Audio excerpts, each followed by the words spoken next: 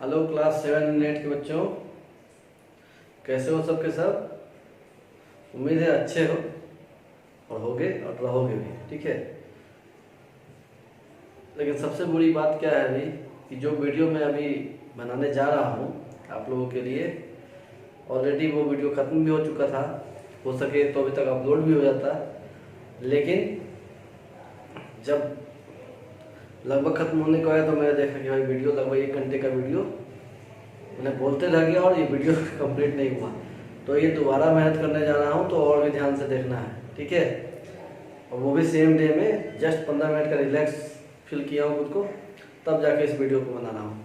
तो कोई भी बच्चे हों, चाहे वो मेरे जान पहचान के हों, चाहे कोई भी अदर हो, तो प्लीज़ एक बार इस वीडियो को जरूर देखना, ठीक है। तो आज हम पढ़ने क्या जा रहे हैं फिर से, लीनियर इक्वेशन। देखो हताश नहीं होना चाहिए कभी भी। मुझे भी हताशा हुई कि भाई सारा कुछ कर दिया, फिर से बनाना पड़ेगा। कभी मैं दूसरे क्लास का बनाते रहता, लेकिन नहीं, कभी कभी ज़िंदगी में चीज़ ऐसी होती है जो आप चाहते हो वो नहीं होती है, ठीक है। तो बस ये छोटा सी चीज़ है और समझाने के लिए हम समझ सकते हैं कि ज़िंदगी में कोई भी चीज़ हम जो चाहते हैं, जरूरी नहीं कि वो पूरा ही हो, तो उससे हताश नहीं होना चाहिए और हमेशा आगे बढ़ते रहना चाहिए और आगे बढ़ने का सोचना चाहिए, ठीक है। तो अब डिले नहीं करते हैं, फिर बढ़ते हैं अपने टॉपिक की ओर। हम पढ़ने जा रहे हैं लीनियर इक्वेशन क्लास 7 और 8 के लिए एक ही साथ में। जी हाँ, जितना भी लेक्चर होगा इस क्लास का वो हम एक ही बार पढ़ेंगे, लेकिन भले 2-3 लेक्चर में बने, 2-3 वीडियो बने, प्रॉब्लम लेकर के 2 लेक्चर या 3 लेक्चर का वीडियो बने, लेकिन चीज़ें सेम है। लगभग 95% आपका जो सिलेबस है या कंटेंट कह सकते हैं लीनियर इक्वेशन चैप्टर का, वो सेम ही है, ठीक है। तो घबराने की जरूरत नहीं है, ओके। तो अब बढ़ते हैं linear equation in 1 variable.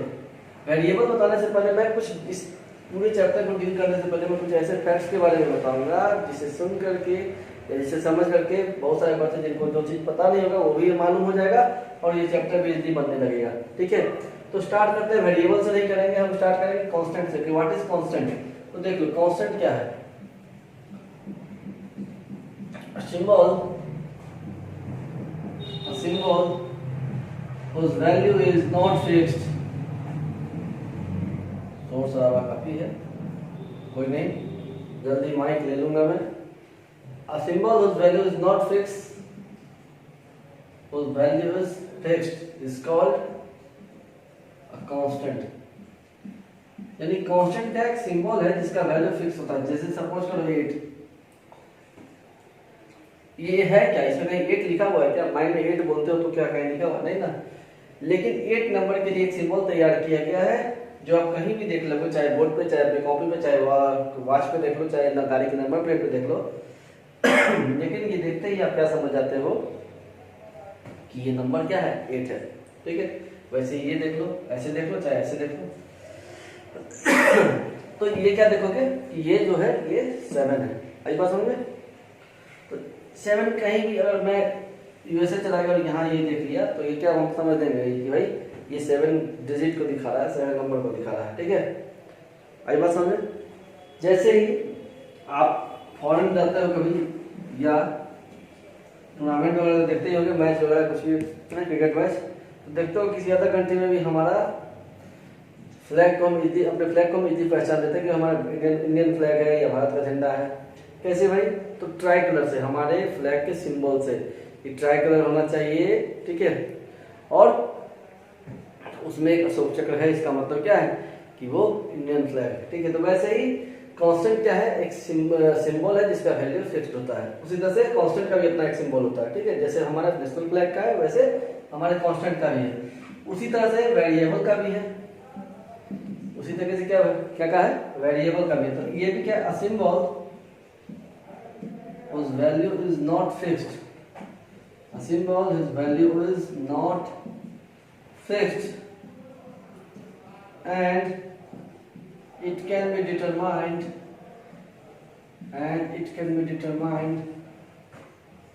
only by solving the equations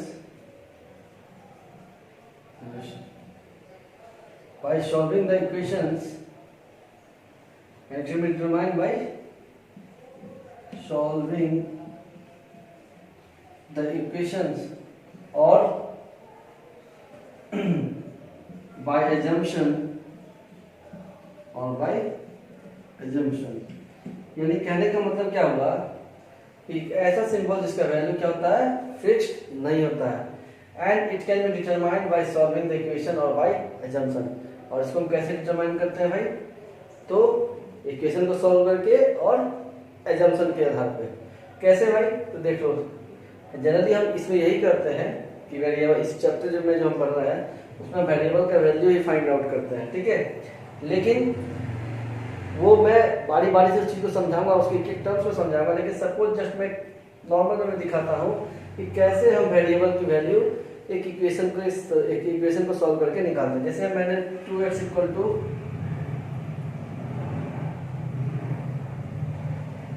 x plus 2, ठीक है, ये एक इक्वेशन दिया हुआ है। अब इस पे मैं डिटेल में जाऊंगा बाद में। और जब मैं x यहाँ प्लस साइन है, जब मैं इस x को इधर लाऊंगा तो 2x माइनस x हो जाएगा, और ये इधर क्या बन जाएगा, 2 का 2 इधर जाएगा, ये 2x minus x equal to 2, 2x minus x equal to x equal to 2। कितने बच्चों को ये भी नहीं पता होगा कि ये 2x माइनस x कैसे हो गया। तो बहुत सारे, ये जनरली 6 में ही सीखना है, लेकिन बहुत सारे बच्चों को ये पता नहीं होता है।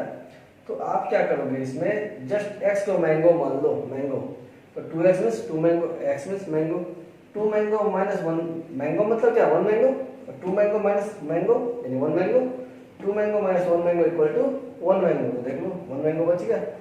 1 कैसे दिखाओगे, 1 दिखा सकते हो, लेकिन जनरली हम क्या करते हैं, किसी में हम 1 दिखाते नहीं है, और लगता है देखने में, ठीक है, इसलिए तो सिंपल x वगैरह से ही लिखते हैं।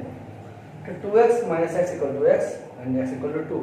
तो इस तरह से आप मैंगो लीची मान करके, अगर मान लो x की जगह y होता, इसमें इधर भी y होता, उधर भी y होता, तो x को जब मैंगो मान तो उसको लीची मान लेंगे, ठीक है, क्योंकि मैं लीची सिटी ऑफ लीची से मुजफ्फरपुर से हूँ, इसलिए मैं लीची का ज़्यादा बात करता हूँ। तो x को मैंगो मान लेंगे, y को लीची मान लेंगे, z को गुआवा मान लेंगे, और ऐसे करके हम सॉल्व करेंगे। तो जो बच्चों को सॉल्व करना नहीं भी आता है ना, तो वो उनको आ जाएगा, जस्ट रिपीट कर देना, इसको समझ में आ जाएगा आप लोग को, ठीक है। Just a minute.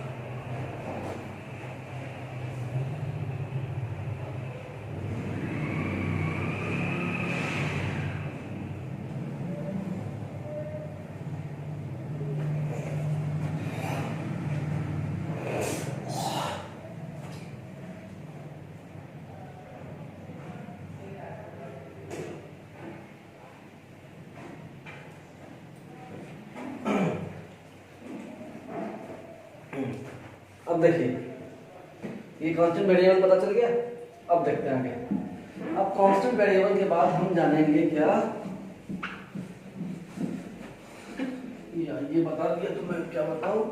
देखो जैसे इक्वेशन में था 2x equal to x plus 2, इसमें एक वेरिएबल है, वो वेरिएबल कौन सा है, x है। कुछ बच्चे कंफ्यूजन है कि ये हो गया और ये b हो गया, नहीं, मैं उसकी बात है। वेरिएबल मींस x कितना है, एक ही वेरिएबल है ना। एक इस पूरे इक्वेशन में देखो, इस पूरे आप इक्वेशन में देखो कि कौन सा ऐसा चीज है जिसका वैल्यू हमें नहीं पता है, x, उसके अलावा कुछ है क्या, y z भी है क्या, नहीं ना, सिंपल x है। तो हम कह सकते हैं कि इक्वेशन 1 वेरिएबल में है। अब मुझे यहाँ पे y लगा दो, इधर भी y लगा दो, ठीक है। अब पूछेगा इस इक्वेशन में कितने वेरिएबल है जिसका वैल्यू हमें नहीं पता है, कितने वेरिएबल है, तो एक x भी और एक y भी, अब 2 हो गया, ठीक है। फिर मान लो एक z लगा देता हूँ, ठीक है, तो इधर भी z और इधर भी z। अब 3 वेरिएबल, 3 अननोन क्वांटिटीज है, वेरिएबल को हम अननोन क्वांटिटीज भी बोलते हैं, ठीक है। आप बुक में डेफिनेशन में देखोगे कई जगह अननोन क्वांटिटी दिया रहता है, तो अननोन क्वांटिटी होते कौन है, तो वेरिएबल्स को ही हम अननोन क्वांटिटी कहते हैं। तो इसमें 3 वेरिएबल्स दिया हुआ है, आई बात समझ में, वेरी गुड। तो अगर इस इक्वेशन को अगर हम कुछ बोल सकते हैं तो हम बोलेंगे कि लीनियर इक्वेशन इन 3 वेरिएबल्स, ठीक है, जो कि आपको 10 तक में नहीं पढ़ना है, 10 में आपको लीनियर इक्वेशन इन 2 वेरिएबल्स पढ़ना है, ठीक है, आई बात समझ में। अब ये जस्ट समझने का था। अब कहोगे सर इक्वेशन ही नहीं मुझे पता कि इक्वेशन होता क्या है, तो हम कैसे समझ में आएगा कि भाई लीनियर इक्वेशन 1 वेरिएबल या 2 वेरिएबल या 3 वेरिएबल। तो ये जस्ट समझने के लिए था कि मान लो कोई इक्वेशन इसको मान लिया, तो 1 वेरिएबल कब होगा, जब उसमें से किसी एक अननोन क्वांटिटी यानी एक वेरिएबल की चर्चा होगी, जैसे x था तो x। 2 वेरिएबल कब होगा, जब उसमें 2 अननोन क्वांटिटी की चर्चा होगी, जैसे x और y, ठीक है। 3 की तो x y z। अब ये नहीं कि इधर भी x और इधर भी x तो 2 हो गया, नहीं, एक्स मतलब क्या, अगर मान लो ये भी ए है और ये भी ए है तो क्या बोलोगे कि ये ए दूसरा ए है, नहीं, और ये दूसरा, दोनों ए ही है, दोनों वही है। यानी किसी कोई भी आदमी देखेगा कहेगा यहाँ एक ही लेटर, इससे दो ए क्यों लिखे हो, उससे अच्छा एक लिख लो ए। तो कई बच्चे यहाँ भी कंफ्यूज होते हैं, तो कंफ्यूज नहीं होना है।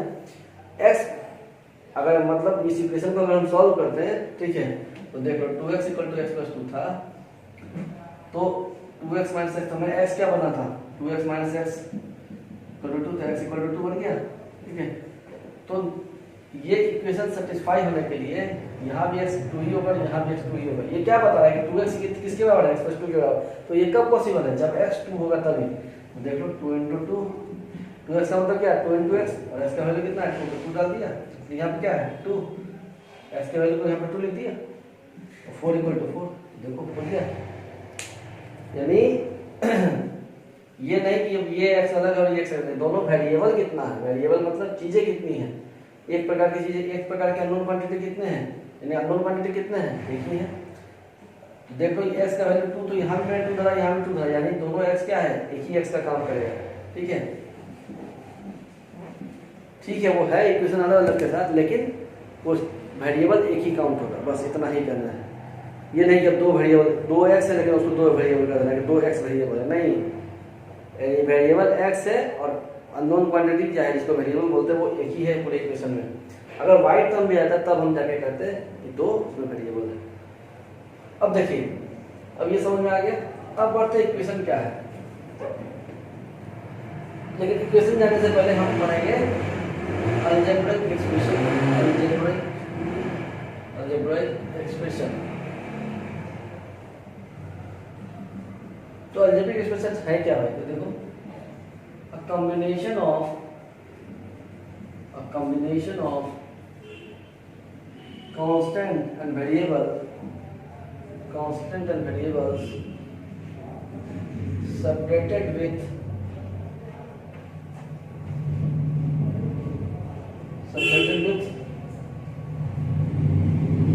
two and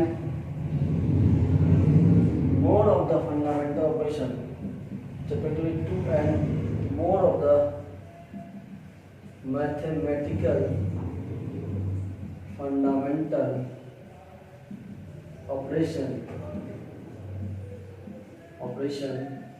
ठीक है।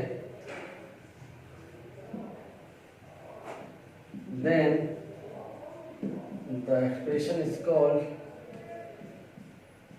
an algebraic expression। अब फंडामेंटल मैथमेटिकल ऑपरेशन में बहुत बच्चों को नहीं पता होगा। फंडामेंटल मैथमेटिकल ऑपरेशन जनरली ये होते क्या है, तो प्लस माइनस मल्टीप्लाई डिवाइड, ठीक है, यही हमारे फंडामेंटल मैथमेटिकल ऑपरेशन। तो क्या कह रहा है, अलजेब्रिक एक्सप्रेशन होते कौन है, तो जिसमें एक ऐसा एक्सप्रेशन जिसमें कांस्टेंट वेरिएबल का क्या कॉम्बिनेशन हो, यानी एक फिक्स्ड सिंबल और एक ऐसा सिंबल जिसका वैल्यू फिक्स और एक ऐसा सिंबल जिसका वैल्यू नहीं फिक्स हो, आपस में वो इन चारों ऑपरेशन से जिसको फंडामेंटल मैथमेटिकल ऑपरेशन बोलते हैं, इन चारों ऑपरेशन से वो किसी दो में से या किसी दो से ज्यादा में से ऑपरेशन का यूज करके वो आपस में ज्वाइन हो। जैसे एग्जांपल लो, अगर मैं 2x की बात करता हूँ तो 2x एक अलजेब्रिक एक्सप्रेशन है और सिंगल टर्म का अलजेब्रिक एक्सप्रेशन है, जिसमें x एक वेरिएबल है और 2 एक कांस्टेंट है, इनका जो कॉम्बिनेशन है वो इस मल्टीप्लिकेशन फंडामेंटल ऑपरेशन के जरिए बना गया है। और हम कह सकते हैं कि इसके नीचे कुछ नहीं, इसका मतलब 1 भी है, तो यहाँ मल्टीप्लिकेशन और डिवीजन भी है, ठीक है।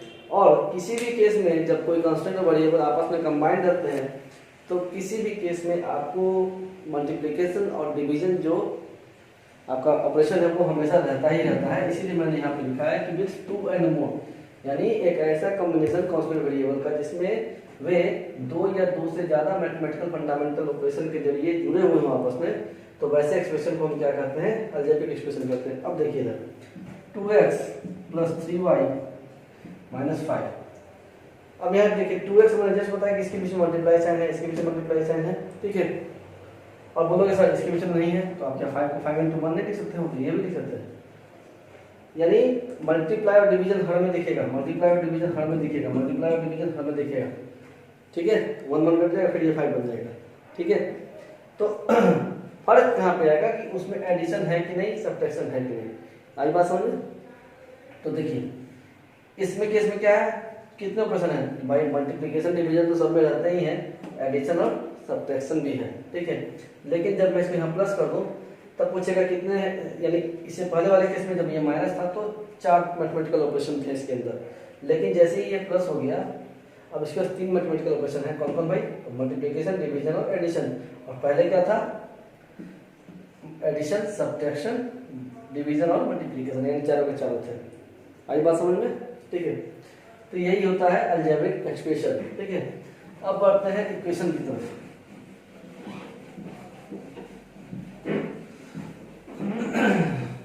लेकिन इक्वेशन पे बढ़ने से पहले मैं पढ़ूंगा आपको पॉलिनोमियल की तरफ, कि पॉलिनोमियल क्या होता है। जनरली ये 9th में पढ़ना है, लेकिन मैं अभी पढ़ाऊंगा आपको थोड़ा सा। तो पॉलिनोमियल होता क्या है? An algebraic expression, an algebraic expression in which जब तक ये नहीं जानोगे तो आपको ये चीज समझ में नहीं आएगा कि लीनियर इक्वेशन गिवन वेरिएबल क्या होता है, लीनियर इक्वेशन क्या होता है। तो N algebraic expression in which variables have non-negative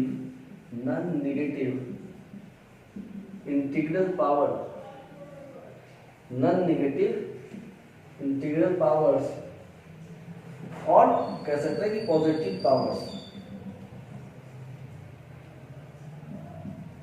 और an algebraic expression in which variables have non-negative integral powers or positive powers is called a polynomial, यानी एक ऐसा अलजेब्रिक एक्सप्रेशन जिसे देखो मैंने बोला 3x, ये भी एक अलजेब्रिक एक्सप्रेशन है सिंगल टर्म वाला।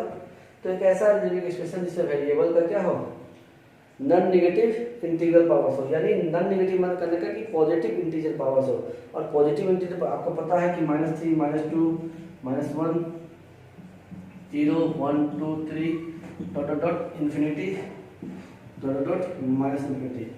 तो माइनस इन्फिनिटी से इन्फिनिटी से लेकर पॉजिटिव इन्फिनिटी तक जो भी नंबर्स है वो सब के सब क्या है, इंटीजर्स है।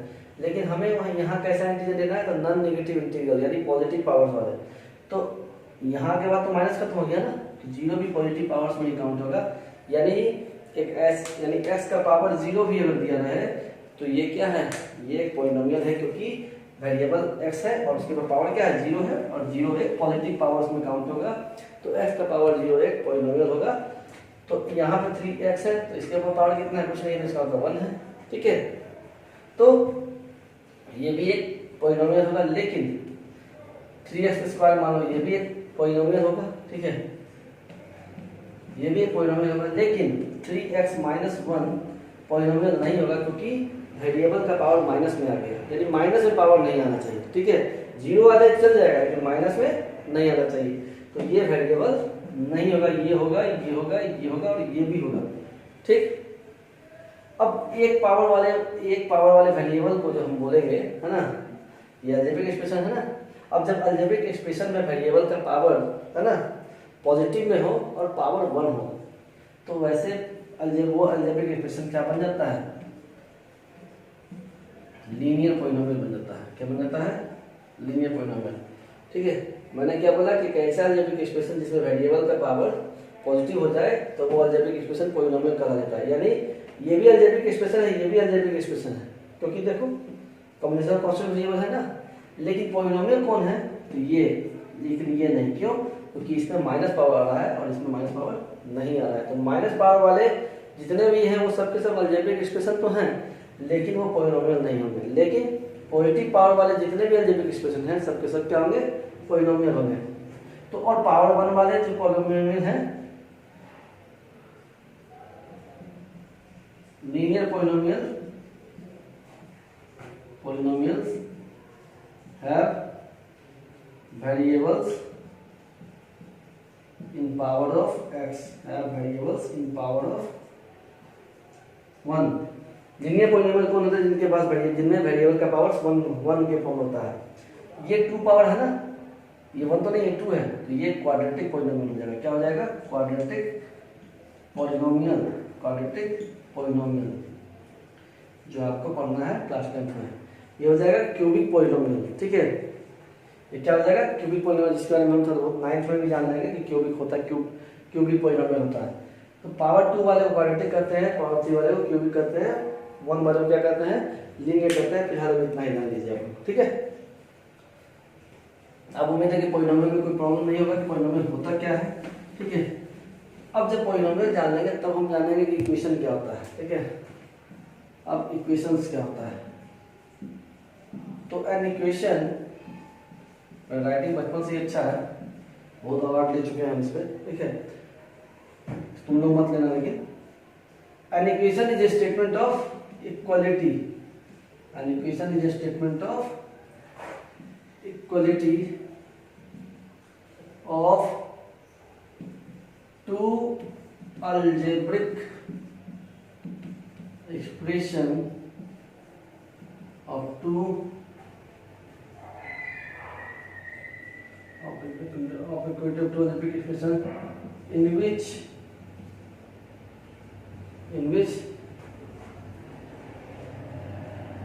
there may be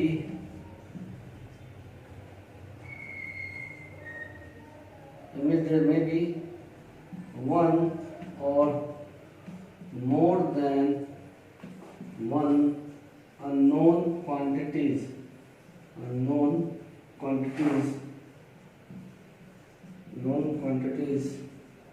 और वेरिएबल्स। देखो क्या कर रहा है कि an equation is a statement of equality. Equation क्या है? एक स्टेटमेंट है इक्वालिटी का of two algebraic expression. An equation is a statement of equality, जैसे यहाँ पर लिखा हुआ 2 था ना। इक्वेशन क्या है? Statement of equality. देखो इक्वल का साइन आ गया ना। स्टेटमेंट ऑफ इक्वालिटी क्यों बोला जा रहा है इक्वेशन को? क्योंकि ये बोलता है कि इक्वेशन होता क्या है भाई? तो इक्वेशन एक कथन है जो दो अलजेब्रिक एक्सप्रेशन क्या करता है? इक्वल बताता है। ठीक है, जिसमें हो सकता है कि उसमें एक या एक से ज्यादा अननोन क्वांटिटी, जिसको हम वेरिएबल भी बोलते हैं, इसकी वैल्यू फिक्स नहीं होती है, वो हो सकते हैं। हालांकि यहाँ पे मेरा 1 ही अननोन क्वांटिटीज है, क्योंकि हमें पढ़ना है 7 8 में क्या सिर्फ linear polynomial.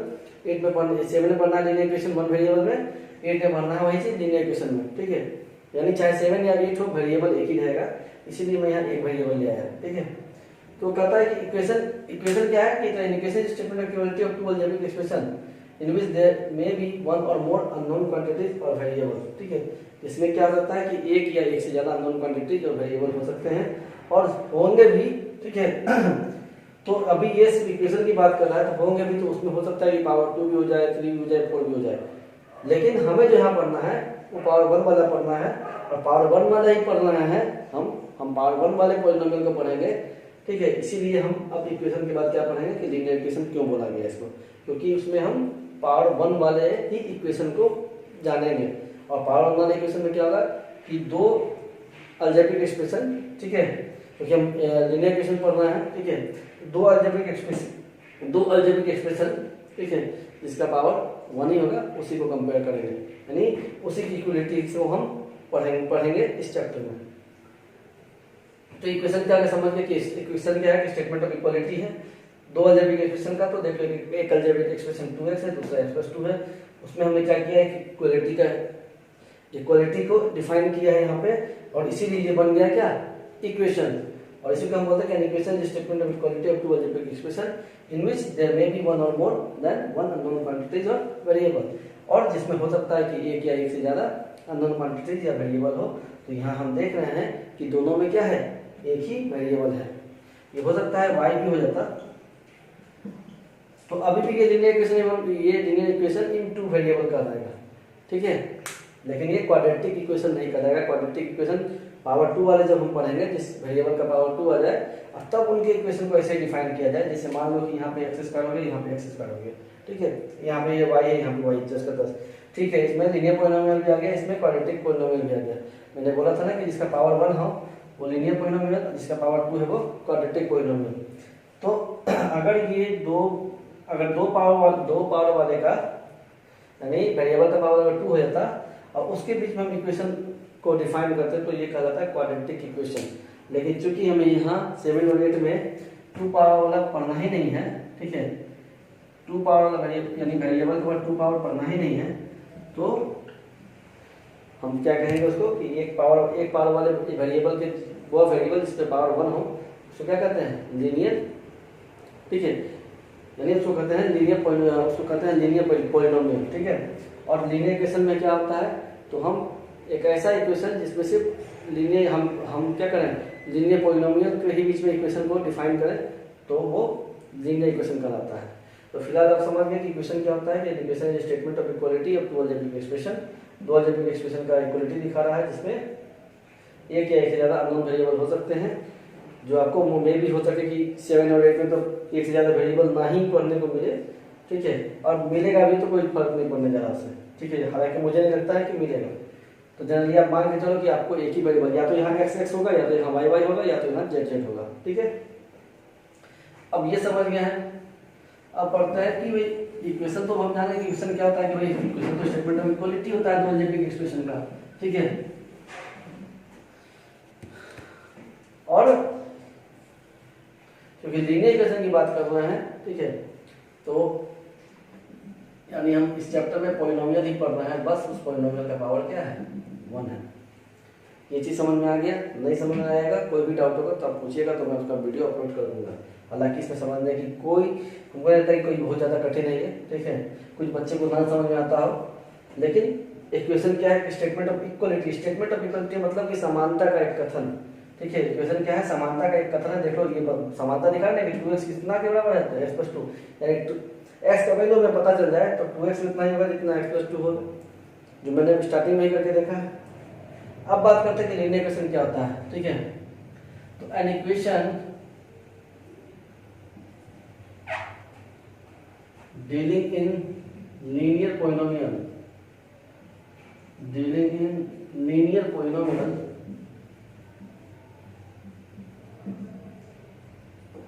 an equation dealing in linear polynomial is called linear equation। एक ऐसा इक्वेशन जो डील करता हो क्या चीज को, डील करता हो सिर्फ लीनियर पॉलिनोमियल को, यानी एक ऐसा इक्वेशन जो सिर्फ लीनियर पॉलिनोमियल को डील करता हो उसी को हम लीनियर इक्वेशन कहते हैं। जैसे ये एक लीनियर पॉलिनोमियल है, क्यों भाई, क्योंकि इसके पावर 1 है, वेरिएबल का पावर क्या है, 1 है। ये भी एक लीनियर पॉलिनोमियल है, क्यों भाई, क्योंकि वेरिएबल का पावर 1 है। तो देख लो ये ऑलरेडी इक्वेशन है क्योंकि स्टेटमेंट ऑफ इक्वालिटी दिखा रहा है दोनों के बीच में। तो वही कर रहा है कि ऐसा इक्वेशन है ना जो डील करता है सिर्फ लीनियर पॉलिनोमियल। तो देखो ये भी लीनियर पॉलिनोमियल, ये भी लीनियर पॉलिनोमियल और स्टेटमेंट ऑफ इक्वालिटी इन दोनों को डील कर रहा है। और ये क्या हो गया, इसकी तरह ये इक्वेशन हो गया। और ये एक ऐसा इक्वेशन हो गया जिसमें सिर्फ लीनियर पॉलिनोमियल को डील किया जा रहा है। इसी वजह से ये इंटायर जो हमारा जो इक्वेशन है इसको हम क्या कहेंगे, ये लीनियर इक्वेशन है, ठीक है। तो जहां भी हम लीनियर पॉलिनोमियल को डील करते हैं, है ना, जहां मेरा इक्वालिटी दो लीनियर पॉलिनोमियल के बीच के रिलेशन को एस्टेब्लिश कर रहा है, ठीक है, तो हम वैसे जो इक्वेशन है उसको क्या कहेंगे, लीनियर इक्वेशन कहेंगे। जैसे 2x = x + 2 था, 2x + 5 = 7x + 3, ये भी क्या है, लीनियर इक्वेशन है। क्यों भाई, वेरिएबल तो देख लो पावर 1 ही। लेकिन अगर हम 2x² किसी एक में भी कर दिए तो ये क्या हो गया, ये तो क्वाड्रेटिक इक्वेशन, ये तो क्वाड्रेटिक पॉलिनोमियल हो गया। 2x² + 5 क्या हो गया, क्वाड्रेटिक पॉलिनोमियल हो गया, ठीक है। आया बात समझ में। तो क्यों भाई, क्यों क्वाड्रेटिक पॉलिनोमियल हो गया, तो मैंने जस्ट बताया वेरिएबल का पावर 2 हो जाए तो वो क्वाड्रेटिक पॉलिनोमियल हो जाता है। अगर 3 हो जाएगा तो क्यूबिक पॉलिनोमियल हो जाएगा। तो जब क्वाड्रेटिक पॉलिनोमियल को हम लीनियर पॉलिनोमियल से डील कर रहे हैं, यानी इक्वालिटी के साथ किसका दिखा रहा है, ये 2x² + 5 किसके बराबर है, 7x + 3, और 7x + 3 एक लीनियर पॉलिनोमियल है, जबकि 2x² + 5 एक क्वाड्रेटिक पॉलिनोमियल है, और उसके बीच में हम इक्वालिटी को दिखा रहे हैं। तब हम इस इक्वेशन को हम लीनियर इक्वेशन नहीं बोल सकते हैं, ठीक है। आया बात समझ, तब हम इसको क्वाड्रेटिक इक्वेशन बोलेंगे। क्या बोलेंगे, क्योंकि हाईएस्ट पावर क्या है, 2 एक क्वाड्रेटिक पॉलिनोमियल है, इसलिए ये इक्वेशन एक क्वाड्रेटिक इक्वेशन की तरह काम करेगा। आया बात समझ में? Very good. तो ये भी चीज आप समझ गए। अब इसमें हम पढ़ेंगे ट्रांसपोजिंग। ट्रांसपोजिंग क्या होता है?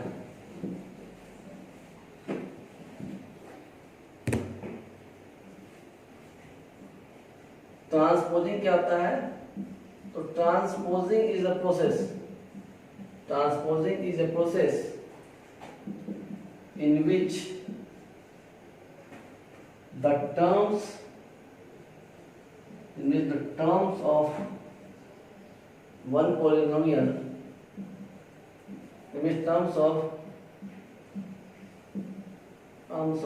any polynomial in equations can be shifted to the other side of the polynomial with a change in its sign। Transposing बोलो चाहे ट्रांसपोजिशन बोलो, कि ये इसको ट्रांसपोजिशन और ट्रांसपोजिंग लिख करके हेडिंग, तब आप क्या लिखोगे कि ट्रांसपोजिशन और ट्रांसपोजिंग की जो प्रोसेस एक प्रक्रिया है जिसमें terms of any polynomial equation का किसी, जैसे ये इक्वेशन है 2x = x + 2, तो ट्रांसपोजिंग इसमें है। तो ट्रांसपोजिंग क्या एक प्रोसेस है जिसमें हम क्या करते हैं, टर्म्स ऑफ एनी पॉलिनोमियल। तो देखो मैंने यहाँ से इस पॉलिनोमियल के इस टर्म्स को इधर शिफ्ट करने जा रहा है, ये इक्वेशन है, और ये हम यहाँ पे क्या कर रहे हैं, ट्रांसपोजिंग करना है। तो किसका ट्रांसपोजिंग करना है? तो ये x जो टर्म है इसको हम इस तरफ ट्रांसपोज कर रहे हैं, ठीक है। तो ये क्या है, ट्रांसपोजिंग है क्या? तो बस जस्ट एक प्रक्रिया है जिसमें हम, है ना, जिसमें हम क्या करते हैं कि किसी दूसरे पॉलिनोमियल के किसी मतलब इक्वेशन के किसी एक पॉलिनोमियल में से किसी टर्म को उठा करके हम अगर उसी इक्वेशन के दूसरे पॉलिनोमियल के साइड ले जाते हैं, ठीक है, तो उस केस में क्या होता है, उसका साइन चेंज हो जाता है, और यही प्रोसेस क्या होता है, ट्रांसपोजिशन कहलाता है या ट्रांसपोजिंग कहलाता है, ठीक है। तो हम और जो टर्म ट्रांसपोज हो रहा है हम कह सकते हैं कि वो ट्रांसपोजिंग एलिमेंट है, ट्रांसपोजिंग एलिमेंट कह सकते हैं इसको, ट्रांसपोजिंग एलिमेंट और टर्म कह सकते हैं। यानी जो टर्म ट्रांसपोज हो रहा है, यानी एक साइड से दूसरे साइड जा रहा है, अपने साइंस अपने जहाँ उसका साइन चेंज हो जा रहा है, तो उसको हम क्या कहेंगे कि वो ट्रांसपोजिंग एलिमेंट है। यानी x यहाँ पे ट्रांसपोजिंग एलिमेंट है, जो यहाँ से उठ के इस साइड आ रहा है, और यहाँ पे साइड प्लस था तो यहाँ पे क्या आ गया, माइनस आ गया, ठीक है। और जनरली हम करते क्यों है, क्योंकि अगर हम ऐसा नहीं करेंगे तो हमको वेरिएबल का वैल्यू नहीं पता चलेगा, जो हमारा इस चैप्टर का मेन मोटो है, यानी मेन गोल क्या है इस चैप्टर का, कि हमको वेरिएबल का वैल्यू पता करना है। आई बात समझ में, ठीक है। तो उम्मीद है कि चीज समझ में आ गया क्यों कि ट्रांसपोजिंग क्या था और ट्रांसपोजिंग हम क्यों करते हैं, तो ये शिफ्टिंग क्यों करना पड़ा। जैसे आप सपोज करो 2x + 3 = 5x + 1, ठीक है। अब ये मैंने ऐसा किया है कि आपको लगे कि भाई इधर का टर्म इधर जाता है ना, तो कोई जगह नहीं, देखिए 5x इधर है, 5 बड़ा कौन है 5x, तो हम क्या करेंगे, इसको इस तरफ ले जाएंगे, तो इसको इस तरफ ले जाएंगे, लेकिन हम इसको लिखेंगे इस साइड ही, ठीक है, क्योंकि a = b को हम b = a नहीं लिख सकते हैं क्या। तो मान लो ये a है = b है, तो हम क्या कर रहे हैं, हम b = a करने जा रहे हैं। तो हमने क्या किया, 5x + 1 कर लिया = 2x + 3, जस्ट इसको देख लिया, ठीक है। ये मैं समझाने के लिए बता रहा हूँ। अब 5x, ये 2x यहाँ पे प्लस था तो इधर उठा के लाओगे, क्यों, क्योंकि हमको वेरिएबल का वैल्यू पता करना होता है इस चैप्टर में, तो हम वेरिएबल को इस तरफ करेंगे और कांस्टेंट को इस तरफ करेंगे, ठीक है। तो 2x को इधर लाया तो 2x माइनस में आ गया, 1 को उधर ले गया तो 1 क्या आ गया, माइनस में आ गया। तो 5x - 2x कितना हो गया, 3x, और 3 - 1 क्या हो गया, 2। तो x = क्या हो जाएगा, क्रॉस मल्टीप्लिकेशन से 2/3। अब कहोगे सर 2/3, कुछ बच्चों को ये भी नहीं पता होगा, तो देखो कैसे होता है क्रॉस मल्टीप्लिकेशन। 3x के नीचे कुछ नहीं, इसका मतलब क्या है 1 है, 2 के नीचे कुछ नहीं, इसका मतलब क्या है 1 है, और 3x को हम 3 × x लिख सकते हैं ना। तो चूंकि हमें x का वैल्यू पता करना है, तो x तो वहीं पर आ जाएगा, तो 3 किससे मल्टीप्लाई हो जाएगा, इससे, और 1 किससे मल्टीप्लाई हो जाएगा, 2 से। तो एक्स इक्वल टू क्या आ जाएगा 2 इंटू 1, यहाँ पे 1 चला जाएगा मल्टीप्लाई में, और यहाँ पे 3 आ जाएगा। तो एक्स इक्वल टू क्या हो जाएगा 2/3। तो जिनको नहीं समझ में आता होगा वो ऐसे भी देख सकते हो, और जिनको समझ में आ गया हो तो समझ ही नहीं होंगे। ठीक है, ये चीज समझ में आ गया। वीडियो स्टॉप करके भी लिख सकते हो अगर लिखना होगा तो। ठीक है, अब इसमें कुछ रूल्स होते हैं। ठीक है, लेकिन रूल से ही पहले मैं बताऊंगा कि एक सॉल्यूशन ऑफ इक्वेशन क्या होता है। Solution of linear equation, solution of linear equation, solution of linear equation होता क्या है। ठीक है, जैसे 2x equal to x plus 2 लिखा, तो हम कह सकते हैं solution of linear equation that value of variable in an equation, that value of variable in an equation which satisfies the equation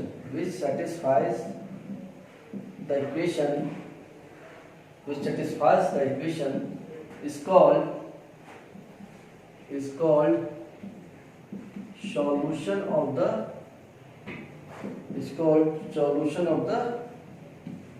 linear equation।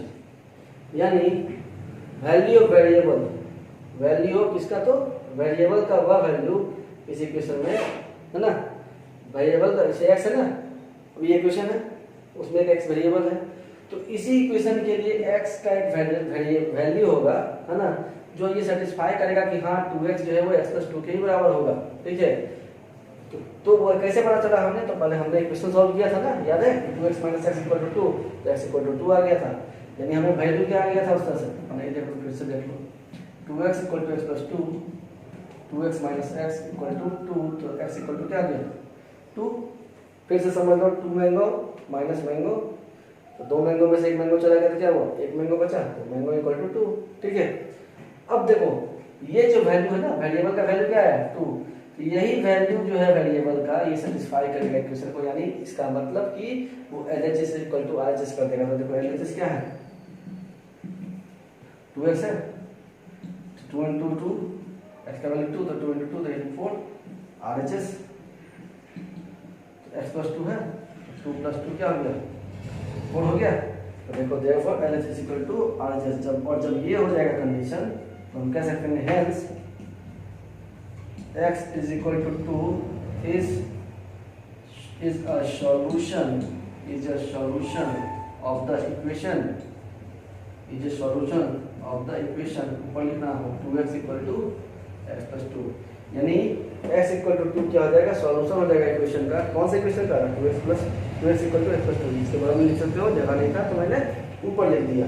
ठीक है, लेकिन यही चीज देखो जब मैं x का वैल्यू 3 मानूंगा ना तो ये चीज नहीं होगा। देखो जब मैं x का वैल्यू 3 मानूंगा तो देखो LHS क्या आएगा 2 इंटू एक्स है तो 2 इंटू 3 यानी 6 आ गया। RHS क्या आया x प्लस 2, तो 3 प्लस 2 इक्वल टू क्या आ गया 5 आ गया।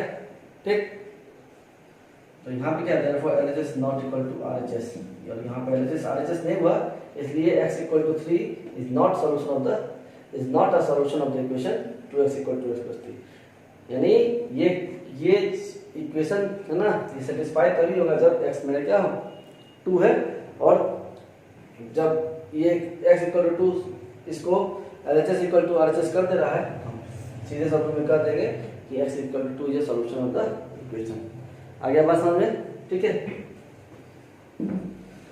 यानी वैल्यू वेरिएबल का वह वैल्यू जो LHS इक्वल टू RHS करते हैं। ठीक है, वैल्यू तो हम कुछ भी ले सकते हैं ना, लेकिन वो वैल्यू कब निकलेगा जब आप इक्वेशन को सॉल्व करोगे ना, तो अपने आप निकल जाएगा। और किसी क्वेश्चन में सीधे बोल देगा कि फाइंड दैट कि वेदर, अगर कोई क्वेश्चन आ जाए कि फाइंड, सीधा अगर इक्वेशन दिया था तो हम सीधे वैल्यू निकाल लेते हैं, वही मेरा क्या रहता है सॉल्यूशन ऑफ द इक्वेशन हो जाता है, डेफिनेटली हो जाएगा, बस मेरा कैलकुलेशन सही होना चाहिए। लेकिन जब किसी क्वेश्चन में बोलते हैं कि find whether x equal to 3 is a solution of the equation, ठीक है 2x equal to x plus 2, बोला कि ये इक्वेशन है मेरा, बताइए फाइंड कीजिए कि whether x is a solution of the equation or not। ठीक है, यानी when find whether x equal to 3 is the solution of the equation 2x equal to x plus 2 or not, है या नहीं। तो हम क्या करेंगे, एलएचएस देखें, जस्ट मैंने जो बताया 2x तो 2 into x, तो 2 into x यानी मतलब 2 into 3 6, आरएचएस क्या हो गया x plus 2 equal to 3 plus 2 equal to 5, therefore LHS 6 आ रहा है और RHS 5 आ रहा है। तो क्या दोनों, अगर दोनों सेम आता है ये भी 6 आ जाता तो हम लिख देते कि LHS इक्वल टू RHS, लेकिन चूंकि RHS 5 आ रहा है तो हम बस इक्वल टू एक ट्रांसवर्सल लाइन खींचेंगे, जिसका मतलब हो जाता है कि LHS इज नॉट, और इसको पढ़ते क्या है, नॉट इक्वल टू, क्या पढ़ते हैं इसको, नॉट इक्वल टू। जैसे ये नहीं था तो इक्वल टू पढ़ते थे, जब ये लग गया तो नॉट इक्वल टू पढ़ेंगे। therefore LHS is not equal to RHS, hence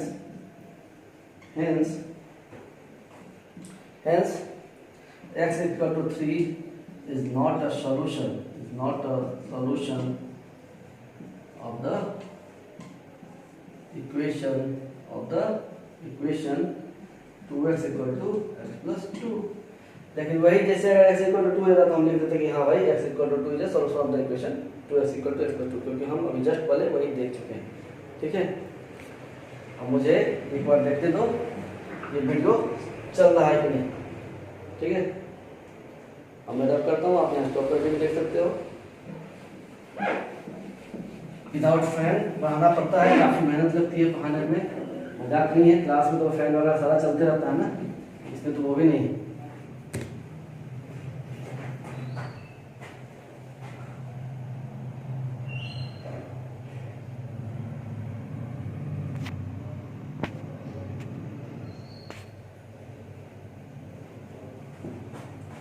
उसी की बात है, वीडियो चल रहा है और जल्दी जल्दी खत्म करेंगे। अब इसको कुछ प्रॉपर्टीज पढ़ना होता है। ठीक है, तो प्रॉपर्टीज क्या है कि मान लो 2x equal to x plus 2 है। ठीक है, ज़्यादा नहीं पढ़ूंगा, हल्के से बुक में दिया भी होगा, देख भी सकते हो कि एक इक्वेशन में हम क्या कर सकते हैं, हम कोई भी सेम नंबर से इसको ऐड कर सकते हैं दोनों साइड, किसी एक साइड नहीं, हम कोई भी नंबर से दोनों साइड हमको ऐड करना पड़ेगा। अब बोलो क्यों भाई, अगर ये 2x प्लस 2 है, अगर मैंने इधर ऐड किया और ये भी 2 इधर ऐड किया, अब इस 2 को इधर ले जाओ, 2 माइनस 2 क्या हो जाएगा, 0 हो जाएगा, फिर वापस से क्या बचेगा, यही बचेगा ना। ठीक है, तो इसी वजह से कहता है कि आप जो है अगर कोई इक्वेशन है तो उसके बगल में सेम नंबर से दोनों साइड एलएचएस और आरएचएस में दोनों में आप क्या कर सकते हो, सेम नंबर से ऐड भी कर सकते हो, सेम नंबर उसमें माइनस भी कर सकते हो।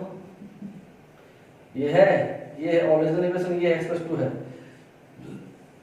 2x है। पिछले पहले मैंने क्या प्लस 2 किया, दूसरे मैंने माइनस 2 किया, दूसरे मैंने माइनस 2 किया, ठीक, तीसरे मैंने मल्टीप्लाई किया, नहीं मल्टीप्लाई किया, ठीक है, और चौथे में मैंने डिवाइड किया। लेकिन जब भी करेंगे ना कोई चीज, कोई भी ऑपरेशन लगाएंगे तो हम किसी एक साइड नहीं लगाएंगे, हम दोनों साइड लगाएंगे। क्यों? क्योंकि मान लो तुम दो भाई हो, दोनों के पास 5-5 रुपया है, ठीक है, और दोनों लगभग से एक ही एज के हो, मान लो जुड़वा हो, ठीक है। पापा आए उधर से, मम्मी का पैसा दिया था 5-5 रुपया, ठीक है, पापा आए, एक को दे दिए 10 रुपया और एक को दे छोड़ दिए, तो छोटा वाला मानेगा क्या या दूसरा वाला मानेगा क्या? नहीं ना, कहेगा मुझे भी चाहिए, उसको दिया तो मेरे को क्यों नहीं। तो वही हाल है मैथमेटिक्स में भी, यानी मैथमेटिक्स में जो पहले से गिवन है उसके बाद हमको किसी चीज़ की जरूरत पड़ रही है क्वेश्चन को सॉल्व करने के लिए, तो हम अगर इधर भी ऐड करेंगे तो उधर भी ऐड करना पड़ेगा, इधर भी माइनस करेंगे तो उधर भी माइनस करना पड़ेगा, इधर भी मल्टीप्लाई करेंगे तो इधर भी माइनस मल्टीप्लाई करना पड़ेगा, इधर भी डिवीजन करेंगे तो उधर भी डिवीजन करना पड़ेगा। क्यों? ताकि सिस्टम मेरा बैलेंस रहे। अगर मान लो ये नहीं हुआ तो मान लो, ठीक है, 5 = 3 + 2 था, जैसे माना 2x को मैंने मान लिया कि 5 है, 2x पे है 5 है, x के मान लिया कि 3 है, 2 तो 2 ही था, तो 2x का वैल्यू 5 आया, किसी में मान लो कि मतलब मुझे दिया हुआ है कि 5 किसके बराबर है तो 3 + 2 के बराबर है, सही बात है। अब मैं कहूँगा कि नहीं इधर मैं ऐड कर दूँ तो ये क्या बन जाएगा 7, 7 कभी इक्वल टू होगा 5 के? नहीं ना, फिर तो मुझे इस पे नॉट इक्वल टू का साइन चलाना पड़ेगा। तो 7 को अगर हम इस यानी जैसे ही इधर 2 दिए ये 7 हो गया और ये मेरा इक्वलिटी बना रहा है दोनों में, तो हम क्या करेंगे इधर भी ऐड करेंगे। बस वही बात मैं समझाना चाह रहा हूँ, उम्मीद है कि अब समझ में आ गया होगा। अब बढ़ते हैं कुछ क्वेश्चन की ओर, ठीक है।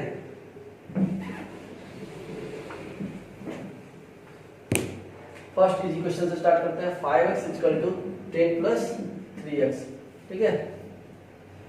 तो 5x - 3x = 10। मैंने क्या किया, इस एलिमेंट को इधर, यानी ये ट्रांसपोजिंग एलिमेंट है, क्यों भाई? क्योंकि ये वेरिएबल है और वेरिएबल पहले यहाँ से है, बड़ा यहाँ पे है तो निश्चित है कि छोटा वाला इसके पास जाएगा। ठीक है, तो इसको मैंने इधर ट्रांसपोज किया तो प्लस साइन से यहाँ पे क्या आ गया? माइनस आ गया, और ये इस साइड क्या रह गया? पॉजिटिव ही रह गया। तो 5x माइनस 3x क्या हो गया? 2x is equal to 10। x equal to क्या? अब देखो कुछ बच्चों को ये नहीं समझ में आएगा, कुछ बच्चों को जैसे समझ में आ गया हो तो सीधे लिख देंगे x इक्वल टू 10/2, तो यहाँ 5 हुआ तो x इक्वल टू सीधा 5। अब कुछ बच्चों को ये भी नहीं समझ आता कि 2 नीचे कैसे चला गया, तो उनको मैं ये समझाता हूँ कि देख लो, ये तो समझ के पढ़ने वाले बच्चे जो है सो, ठीक है, पढ़ने वाले सारे बच्चे होते हैं, ऐसा नहीं है। तो अब क्या है कि जो वीक बच्चे हैं, ठीक है, जिनका दिमाग थोड़ा सा स्लो चलता है, ठीक है, लेकिन अभ्यास करते करते आप भी अच्छे हो सकते हैं। अब देखिए 2x है तो 2x को मैं क्या लिख सकता हूँ? 2x/1। 10 को क्या लिख सकता हूँ? 10/1। अब 2x और 2x/1 लिख सकते हैं। अब ये ऊपर वाला चीज है ना जो इससे मल्टीप्लाई होगा, ठीक है, और ये नीचे वाला चीज जो होगा वो इससे मल्टीप्लाई होगा। अब मुझे काम क्या करना है? मुझे वेरिएबल का वैल्यू पता करना है, तो ये तो अपनी जगह से हिलेगा नहीं, ये तो हमेशा जिंदगी भर ऊपर रहेगा, क्योंकि मुझे वैल्यू ही इसका निकालना पड़ता है। हम इस चैप्टर में ही यही काम करते हैं, वेरिएबल का वैल्यू पता करते हैं। तो x यहीं पे आ जाएगा, तो इसका मतलब है 2 यहाँ पे आएगा, 10 तो ऊपर था ही, 1 के जगह पे कौन आएगा? 1 × 2, 2 मल्टीप्लाई हो जाएगा। वैसे ये 1 कहाँ चला जाएगा? 10 × 1, तो x इक्वल टू 10/2, यही होता है x इक्वल टू 5। आया बात समझ में? ठीक है, ये चीज समझ में आ गया? कोई दिक्कत नहीं? Very good. तो ये चीज समझ में आ गया। अब बढ़ते हैं अगले क्वेश्चन की ओर।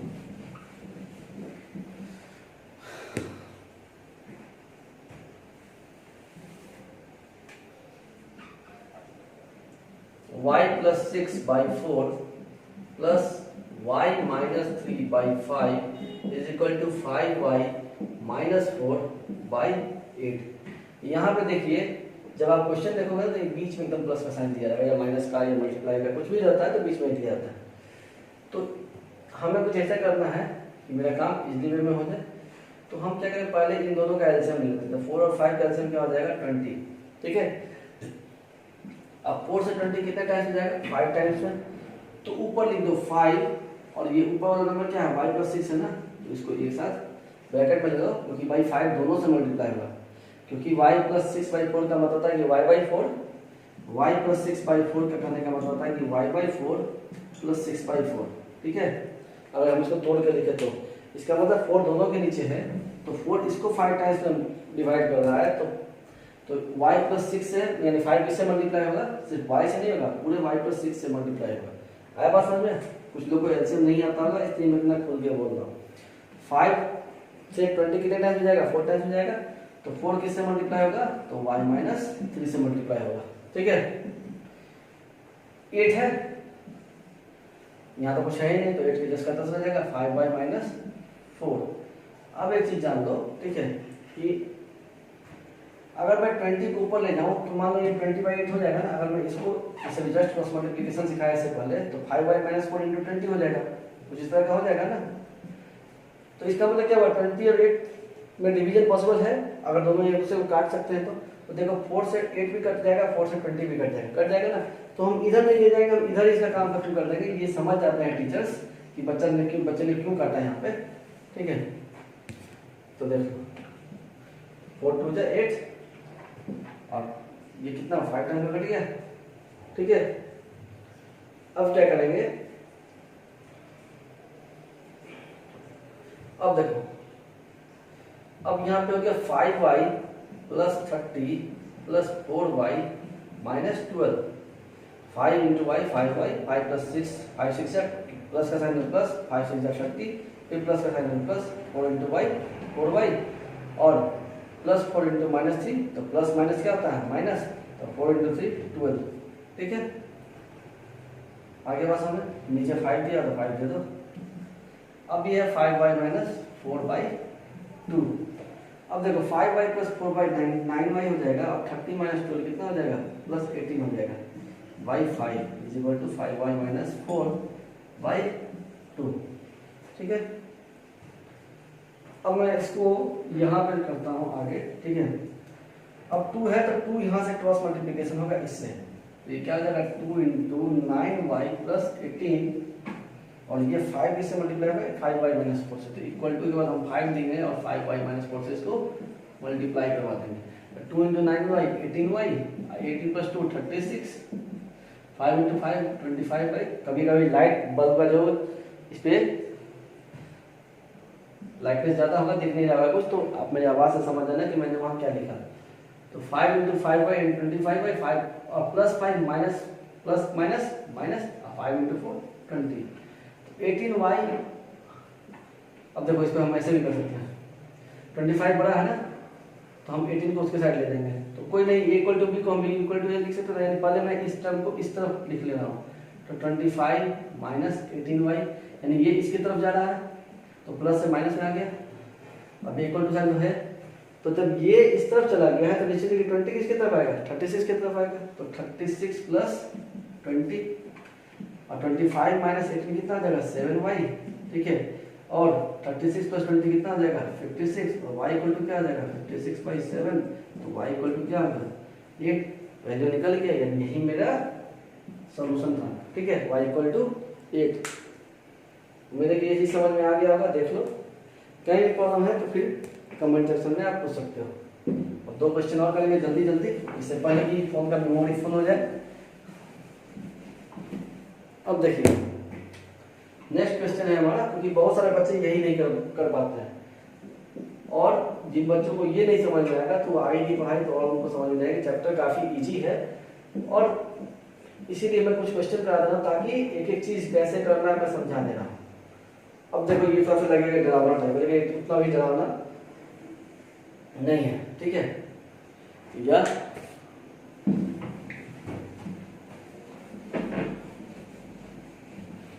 वेट, जस्ट मैं इंक फिल कर देता हूँ इसमें।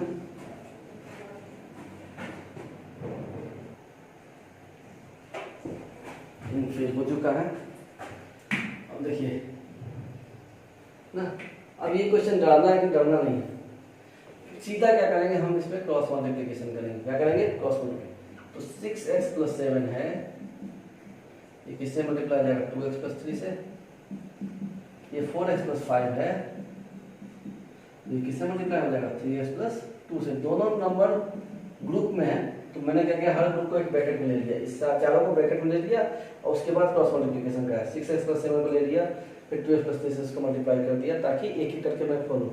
अब हमें क्या करना है, तरीका बताता हूँ, मेरा जो तरीका है आप लोग अपने तरीके से करोगे तो अलग बात है। मैं जैसे करता हूँ, मैं क्या करता हूँ, इस वाले टर्म को पहले इसके एक टर्म से मल्टीप्लाई किया, फिर जब इसका काम हो गया तो फिर इस वाले टर्म को फिर इससे मल्टीप्लाई किया, तो वैसे ही मैं इस वाले टर्म को इससे मल्टीप्लाई करूंगा एक बार, फिर इस वाले टर्म को फिर इससे मल्टीप्लाई करूंगा, ठीक है। तो देखिए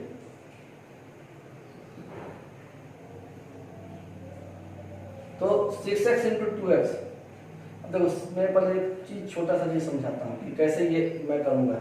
6x × 2x 12x², कैसे भाई, तो देखो 6 × 2 12, x × x x², कैसे, देखो ये बेस है, x बेस है, और ये भी क्या है बेस है ना। इसके ऊपर पावर कितना है जस्ट पता है, तो जो पहले 1 1, तो जब इसको बोलते हैं बेस, लिख लो याद रखो, इसको लिखते हैं बेस, लिख लो कॉपी पे, इसको क्या कहते हैं पावर। तो इसका भी बेस x है, इस नंबर यहाँ पे जो वेरिएबल है इसका भी बेस सेम है x ही है, इस वेरिएबल का भी बेस सेम है x ही है। तो जब बेस सेम होना तो पावर ऐड हो जाता है, तो दोनों बेस के लिए हम एक बेस लेंगे, है ना। दोनों बेस के लिए मैंने क्या किया, एक बेस लिया x, क्योंकि दोनों सेम ही है। अगर ये y होता तब मैं नहीं ले पाता, लेकिन ये भी x और ये भी x है, तो इस दोनों के बदले में, या 3 भी होता ना तो भी मैं एक ही x लेता, यानी एक x एक बेस कॉमन हो रहा है, तो फिर हम एक ही बेस यूज करेंगे। ये नहीं कि अब x ये इसके लिए अलग यूज करेंगे, इसके लिए अलग, है ना, या 4x आ जाएगा तो 4 के लिए फिर 2 करेंगे, नहीं। अगर ये 4 भी होता तो देख लो x का पावर 1 x का पावर 1, बेस सभी का x है, पावर सभी का 1 है, तो मैंने क्या किया, पहले बेस से मतलब है, बेस सबका सेम है, एक बेस ले लिया। अब मान लो इस पे पावर 2 है, इस पे 3 है, ठीक है, बाकी दोनों पे 1 1 है, तो जब बेस सेम है ना तो पावर ऐड हो जाता है। तो इसका पावर कितना है 2, इसका पावर कितना है 3, इसका पावर कितना है 1, इसका पावर कितना है 1, तो ये क्या हो जाएगा 3 + 2 5 + 6 + 1 7, यानी फाइनल इसका रिजल्ट क्या आएगा x टू द पावर 7। इसको क्या पढ़ते हैं x टू द पावर 7, पढ़े भी होंगे आप लोगों ने एक्सपोनेंट में, ठीक है। तो वैसे ही 6 इंटू 2 2 हो गया और x इंटू एक्स, तो देखो कैसे हो गया x इंटू एक्स 12 था ही, तो x बेस दोनों सेम है तो एक बेस हो गया और इसका पावर 1 प्लस इसका ही पावर 1, तो 12x²। ठीक है, समझ में आ गया बात कैसे भाई? तो देखो x इंटू एक्स था यानी इसका पावर 1 इसका पावर 1, दो बेस दोनों का बेस सेम ही, तो एक बेस ले लेंगे x, इसका पावर कितना 1 प्लस इसका पावर 1 x²। अब आ गया बात, उम्मीद समझ में बात आ गई होगी। अब बढ़ते हैं क्वेश्चन की ओर। तो 6 इंटू 2x 12x कितना 12x² हो गया, 7 इंटू 2 14x हो गया, 6x इंटू 3 18x हो गया, 7 इंटू 3 कितना हो गया 21 हो गया। एक और इससे, फिर एक और इससे, नेक्स्ट टाइम इससे, नेक्स्ट टाइम फिर इससे। ठीक है, यानी पहले ऊपर वाला काम किया, फिर प्लस दिया 18x, फिर 4x into 3x 12x² plus 5 into 3x 15x, फिर 4x यानी इसको एक बार इससे, फिर एक बार इससे, अब फिर एक बार इसको इससे और एक बार फिर इसको इससे, है ना। तो ऊपर का तो काम हो गया। अब 4x इंटू 2 तो 8x, ठीक है, और 5 इंटू 2 10। अब देखो ये 12x² जब पॉजिटिव में है, अगर इधर लगाकर क्या आएगा माइनस हो जाएगा, x² को मैंगो मानो, 12 मैंगो अब माइनस 12 मैंगो क्या होगा 0 हो जाएगा ना। तो मैं जान रहा हूँ जैसे ही इधर ये माइनस में आ जाएगा और ये कैंसिल हो जाएगा, इसलिए मैं क्या करूँगा यहीं से इसको कैंसिल कर दूंगा। ठीक है, 14 प्लस 18x कितना आ जाएगा 32x प्लस 21, और 15 प्लस 15x प्लस 8x कितना आ जाएगा 23x plus 10। 32x minus 23x कितना हो जाएगा 9x। ठीक है, हिंदी में कर देता हूँ 32x माइनस 23x, और ये कितना आ जाएगा 10 माइनस 21। ठीक है, तो 32x माइनस 9x, ठीक है, सॉरी माइनस नहीं प्लस 9x, और ये आ जाएगा minus 11 x equal to minus 11/9। जल्दीबाजी में हूँ कि वीडियो कहीं मेरा खत्म ना हो जाए, इसलिए जल्दी जल्दी करना है। कहीं थोड़ा वो साइड में एरर आया होगा तो आप लोग देख लेना। ऐसे मैं देख लेता हूँ 32x प्लस 23x, तो 9x 10 माइनस 21 माइनस 11। ठीक है, उम्मीद है कि ये सही है ना। आया बात सामने। अब बढ़ते हैं अपने लास्ट क्वेश्चन की ओर जल्दी से, जो सबसे बेस्ट है। देख लो,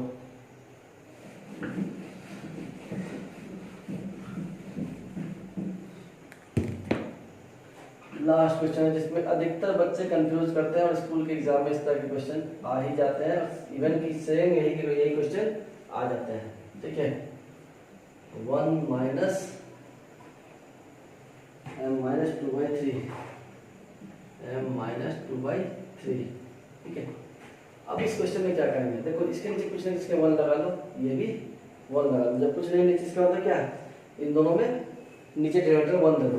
ठीक है, अब देखो क्या करेंगे, दोनों का एलसीएम लो, 2 आया, 1 से 2 कितने टाइम मिल जाएगा 2 टाइम्स, ये 2 किससे मल्टीप्लाई होगा, इसे हमसे 2 हो गया, 2 से 2 1 टाइम्स हो जाएगा, तो ये मान लो -1 लिख सकते हो। अगर बेस ज़्यादा बेटर है तो -1 डाल दो ऊपर, तो कैलकुलेशन में आसानी हो जाएगा। ठीक है, 2 से 2 1 टाइम्स हो गया, क्योंकि यहाँ माइनस है तो ये क्या बन जाएगा -1 बन जाएगा। ठीक है, फिर ये 1 से 3 का 3, 1 से 3 से कितने टाइम 1 से 3 कितने टाइम बन जाएगा 3 टाइम में।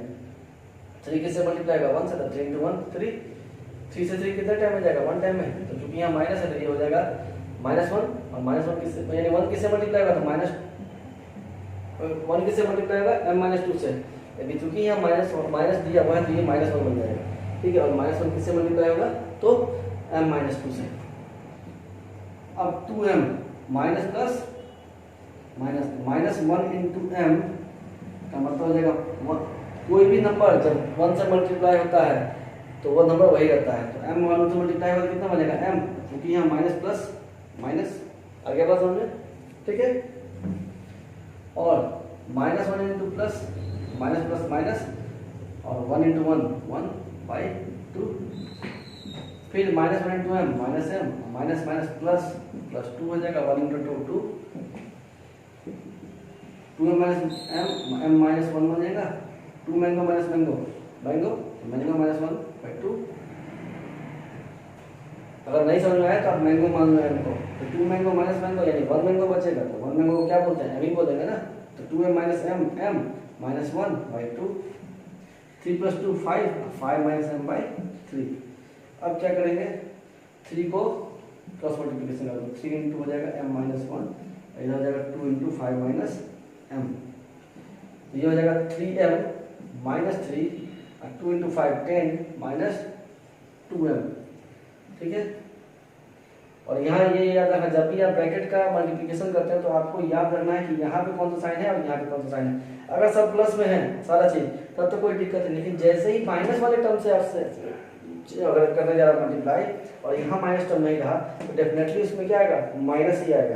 तो यही पे बच्चे गलती करते हैं कि जब प्लस वाले तक तो ठीक रहता है, एग्जाम में खुश हो जाता है कि मैं बना के आया, लेकिन गलती कहाँ करते हैं, जब वो ये वाला तो सही करते हैं, ये भी प्लस में ये भी प्लस में, तो रिजल्ट 10 में आएगा, लेकिन गलती कहाँ करते हैं, ये प्लस में होता है ये माइनस में होता है, तो बच्चे यहाँ भी प्लस कर देते हैं, ठीक है। लेकिन जब भी प्लस माइनस क्या होगा, माइनस, और 2 इंटू एम 2m, अब 3m, अब कांस्टेंट वेरिएबल को इक्वल करो तो माइनस है उधर, तो ये कितना आ जाएगा 2m हो जाएगा, और ये कितना आ जाएगा 10 + 3 हो जाएगा, 3m + 2m कितना हो जाएगा 5m, अब 10 + 3 13 हो जाएगा, तो 4m इसका क्या हो जाएगा 13/5, ठीक है। यानी आपका वैल्यू कितना आ गया 13/5, ठीक है, यानी m इक्वल टू कितना हो जाएगा 13/5 हो जाएगा, ठीक है। ठीक है, तो आज का लेक्चर यही समाप्त, अगले वीडियो में ही ये पूरा एक्सरसाइज खत्म हो जाएगा जिसमें हम वर्ड प्रॉब्लम डील करेंगे, ठीक है। और कोई भी प्रॉब्लम है तो आप कमेंट सेक्शन में कमेंट कर सकते हैं, और या मेरे व्हाट्सएप नंबर 7279994546 या 9199937589 पे अपने क्वेश्चन को मैसेज कर सकते हैं, डेफिनेटली मैं उस क्वेश्चन को सॉल्व करके आपको भेजूंगा, ठीक है। तब तक अपना ख्याल रखिए और घर में रहिए, सुरक्षित रहिए, बाय।